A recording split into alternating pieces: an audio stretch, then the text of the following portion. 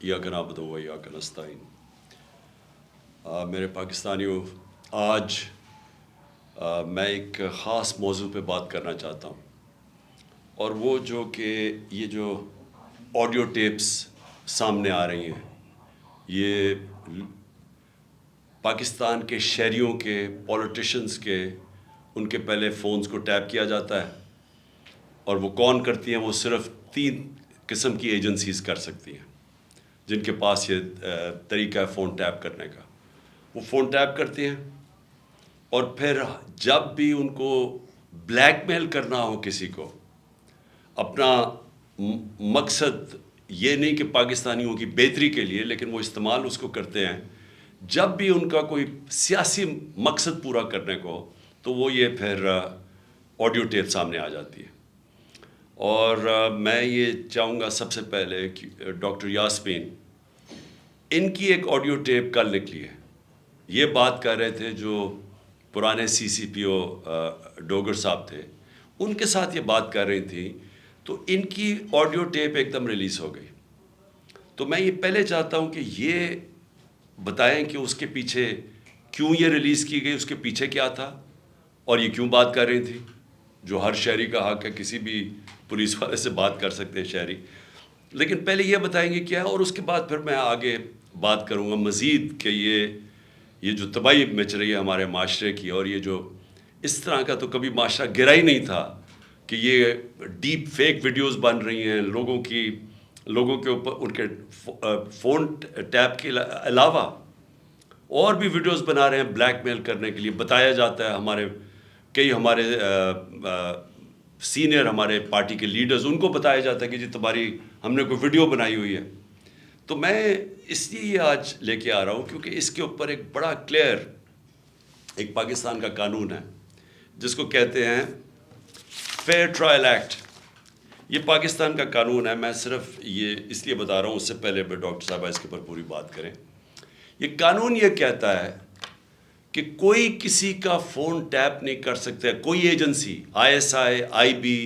Police, یہ کسی کا فون ٹیپ نہیں کر سکتے جب تک یہ انٹیریئر منسٹر کو کہیں اور انٹیریئر منسٹر عدالت پہ جائے، اور پھر عدالت کا جج ان کو اجازت دے کہ ہاں یہ ملک کی ضرورت ہے، یہ اس سے دہشت گردی بچ سکتی ہے، یا ملک کے کوئی نیشنل انٹرسٹ پروٹیکٹ ہو سکتا ہے، وہ پھر اجازت دیتا ہے، اور اس اجازت کے بعد پھر فون ٹیپ کر سکتے ہیں۔ اس کے علاوہ کوئی فون کسی کا ٹیپ نہیں کر سکتا۔ تو پھر میں آپ کو یہ بتا دوں کہ بے نظیر بھٹو کی حکومت 1996 میں جب ہٹائی گئی، تو ایک وجہ دی گئی تھی سپریم کورٹ میں کہ بے نظیر کے گورنمنٹ کے دوران فون ٹیپس کیے جاتے تھے بڑی بڑی پرسنالٹیز کے اور سیاسی مخالفین کے اور ججز کے۔ یہ ایک وجہ دی گئی تھی 96 میں۔ میں اس سے پہلے آپ کو بتا دوں کہ امریکہ کا بڑا طاقتور پریزیڈنٹ تھا صدر نکسن کی واٹر گیٹ سکینڈل ہوئی کیا تھی کہ وہ مخالفین کے فون ٹیپ کر رہا تھا، اس کی وجہ سے اس پریزیڈنٹ کو ریزائن کرنا پڑا۔ تو آج یہ جو کھلے عام ہو رہا ہے، پہلے تو میں چاہوں گا کہ ڈاکٹر یاسمین آپ سے بات کریں، اس کے بعد پھر میں بات کروں گا۔ بسم اللہ الرحمن الرحیم۔ کل دوپہر میں جب یہ آڈیو لیک ہوئی، تو میں نے جب وہ آڈیو سنی تو مجھے امیڈیٹلی احساس ہوا کہ یہ کس مقصد کے لیے یہ لیک ہوئی ہے۔ وجہ یہ تھی کہ میں پچھلے 4 ماہ سے خان صاحب کی جو JIT بنی تھی، خان صاحب پہ جو قاتلانہ حملہ ہوا تھا، اس JIT کو فالو اپ میں کر رہی تھی، اور خاص طور پہ جو اینٹی ٹیررسٹ کورٹ ہے گجرانوالہ کا، اس میں فالو اپ کر رہی تھی۔ اور یہ میں نے جب دیکھا کہ یہ کیوں کیا گیا ہے، وہ اس لیے کیا گیا کہ ہمارے JIT کا جب بنا تو اس کا کنوینر جو تھے یہ ڈوگر صاحب تھے، جو CCPO تھے اس وقت، اور انہوں نے ڈوگر صاحب نے یہ بات انکشاف کر دی تھی حکومت کے سامنے کہ اس میں 3 لوگ ملوث ہیں، یعنی جو اسیسنیشن اٹیمپٹ ہے خان صاحب کے اوپر، وہ باقاعدہ ایک آرکسٹریٹڈ اٹیمپٹ تھی۔ اور انہوں نے کہا کہ امپورٹنٹ چیز ہے کہ انہوں نے بتایا کہ ایک بندہ نہیں، اس میں 3 لوگ کم سے کم ملوث تھے، اور ان کا ایویڈنس انہوں نے کورٹ کو دے دیا تھا۔ اور اس کے بعد جو پتہ چلا وہ یہ ہے کہ افسروں کو بلیک میل کیا گیا،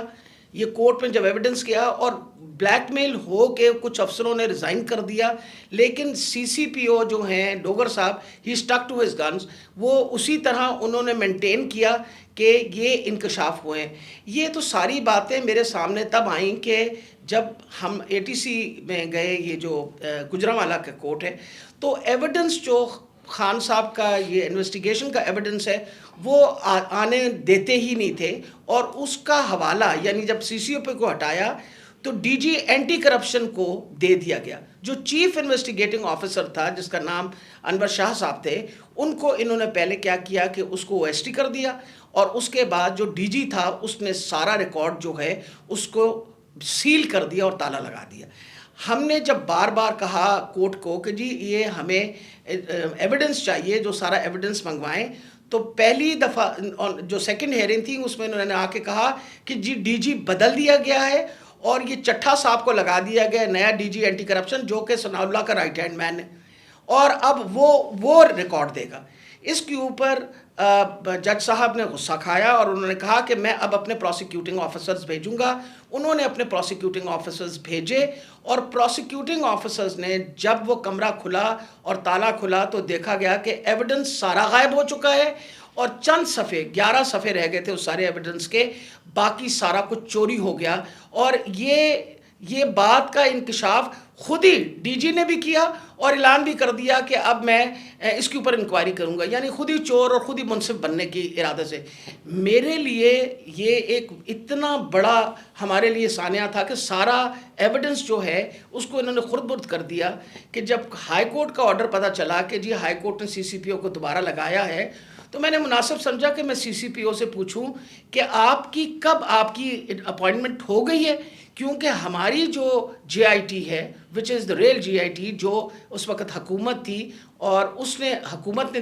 یہ سارا کچھ کیا تھا, جے آئی ٹی بنائی تھی وچ از a legal J I T, تو ہم نے تو آلریڈی اس پہ ہمیں ٹرسٹ تھا کہ یہ بندہ جو ہے. تو میں نے ان سے پوچھا کہ آپ کب تک جوائن کر رہے ہیں, تو انہوں نے کہا جی ابھی تک میرے آرڈرز نہیں آئے. وہ آپ نے سارا ٹیپ سنا جس کے اندر کوئی ایسی بات نہیں پوچھی گئی. اس میں مجھ سے سوال پوچھے گئے کہ کنسرن کیوں تھا. ارے بھائی مجھے کنسرن نہیں ہوگا تو کیوں نہیں کنسرن ہوگا؟ وجہ یہ ہے کہ خان صاحب کے اوپر قاتلانہ حملہ ہوا, خان صاحب کی ساری جو انویسٹیگیشن ہے ان کے آپ نے بندے بھی غائب کر دیے, اس کے بعد جن لوگ جو ایویڈنس ہے اس کو بھی غائب کر رہے ہیں آپ. تو ہمیں تو بالکل کسی طریقے سے کسی اور پہ ٹرسٹ نہیں تھا, اور ہمیں امید تھی کہ اب سی سی پی او کے واپس آنے سے, یعنی ڈوگر کے واپس آنے سے, ہم دوبارہ اپنا جے آئی ٹی جو ہے وہ شروع کر دیں گے.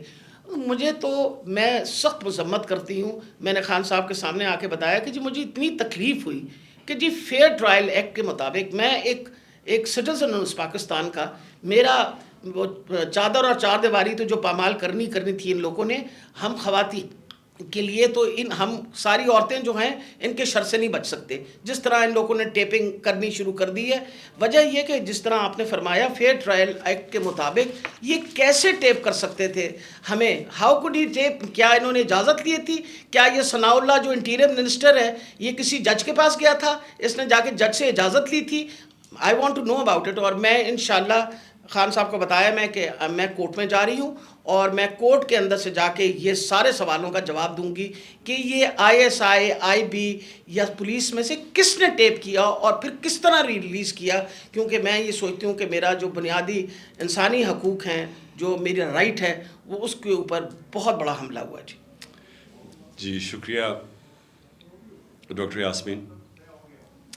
میں آج اپنی سپریم عدلیہ سے مخاطب ہوں.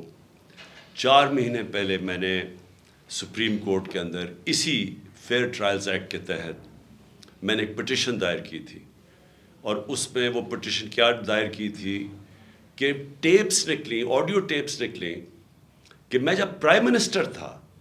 میرے پرائم منسٹر ہوتے ہوئے میری جو بات چیت کر رہا تھا میں اپنے پرنسپل سیکرٹری سے, وہ میری آفیشیل لائن تھی, اس لائن کا ٹیپ کیا گیا,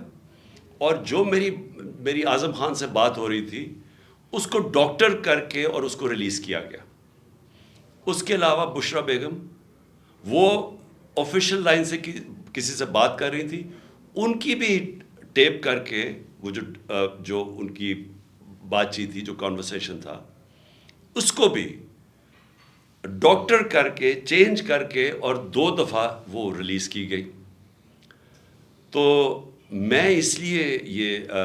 اپروچ کیا سپریم کورٹ کو کہ میرا تو چلے, ایک تو یہ ہے کہ جو ڈاکٹر صاحبہ نے کہا کہ یہ ہمارے فنڈامنٹل رائٹ کی وائلیشن ہے. ہر انسان کا بنیادی حق ہے آرٹیکل 14 کانسٹیٹیوشن میں ہماری پریویسی اور ہماری ڈگنیٹی پروٹیکٹ کرنے کے لیے. آئین ہماری ڈگنیٹی اور پریویسی پروٹیکٹ کرتا ہے. تو ایک تو یہ میں اپنی بیوی بشرا بیگم کی طرف سے کہ ان کا رائٹ وائلیٹ ہوا, میرا رائٹ وائلیٹ ہوا. لیکن اس سے بھی زیادہ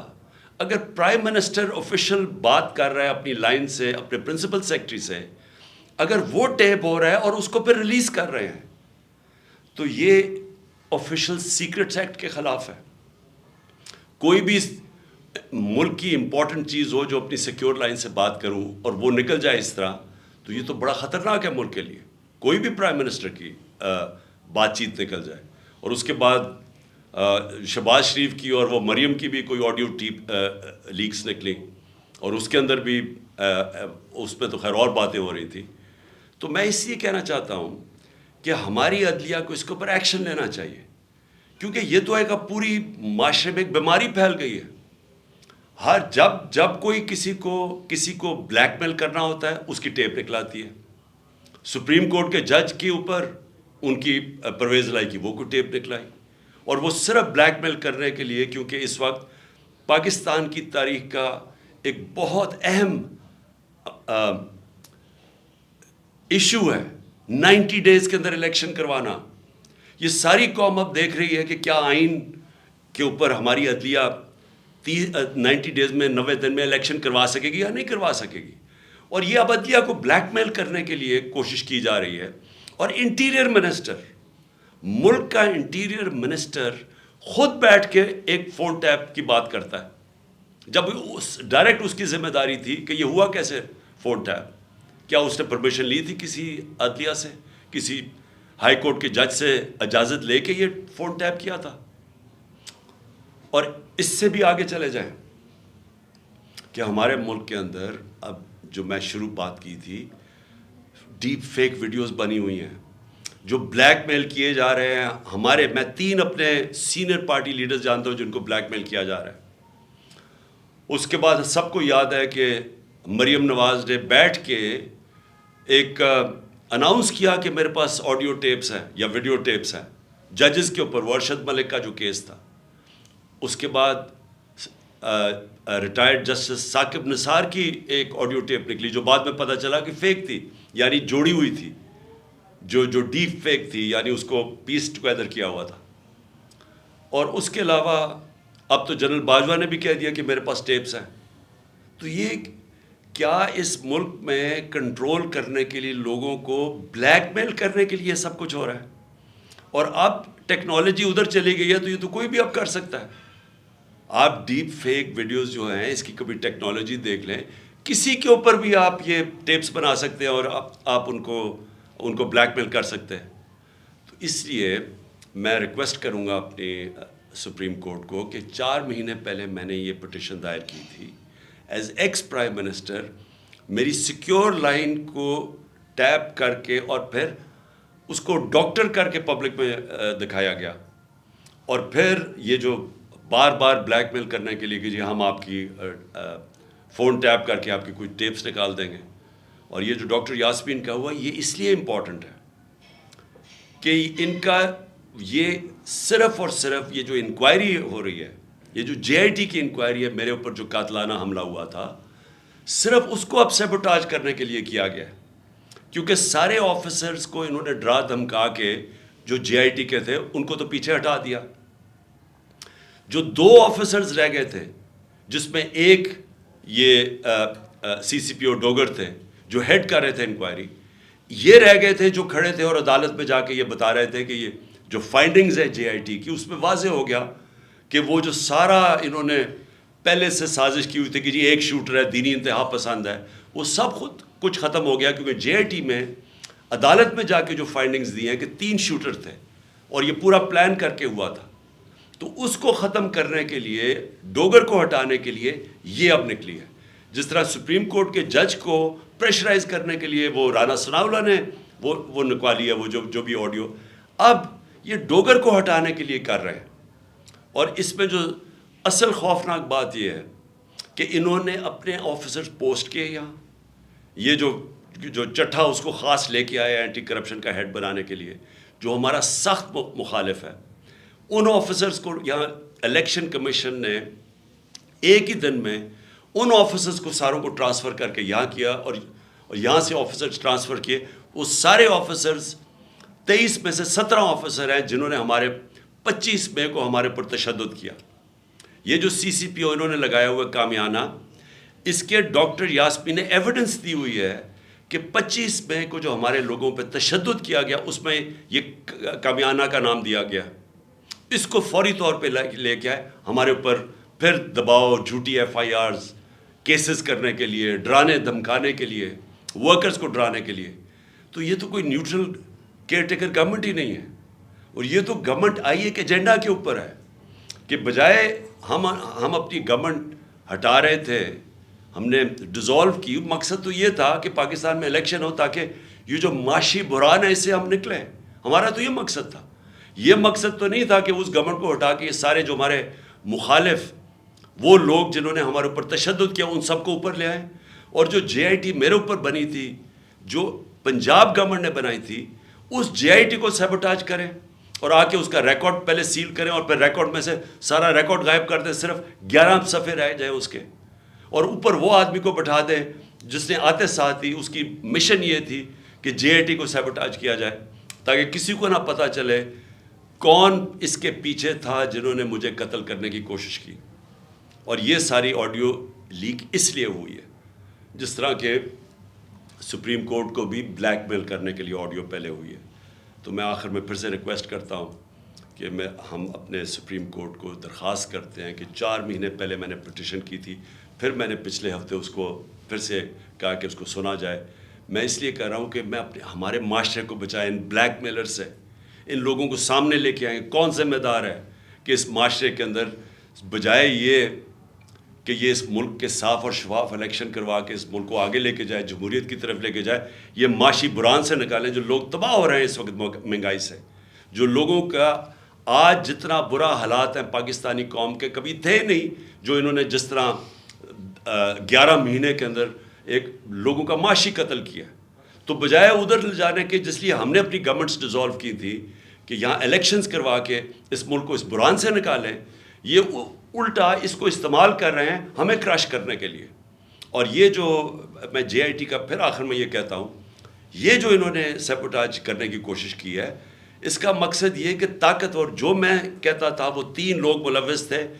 میرا کوئی بھی تھوڑا سا بھی شک ہو اور کسی کا بھی شک ہو، وہ سب ختم ہو جانا چاہیے کہ وہ لوگ یہ جو سیبوٹاج کرنے کی کوشش کر رہے ہیں وہی ملوث تھے میرے قتل کرنے میں. تو میں اپنی عدلیہ سے آج امید رکھتا ہوں. میں نے پھر سے پچھلے ہفتے پھر سے کہا کہ میری پٹیشن سنی جائے. ڈاکٹر یاسمین وہ کل اس کا کیس کریں گی، عدالت میں بھی جائیں گی جو ان سے کیا گیا، جو فیئر ٹرائلز ایکٹ کے اندر اس کی جو وائلیشن ہوئی ہے. شکریہ.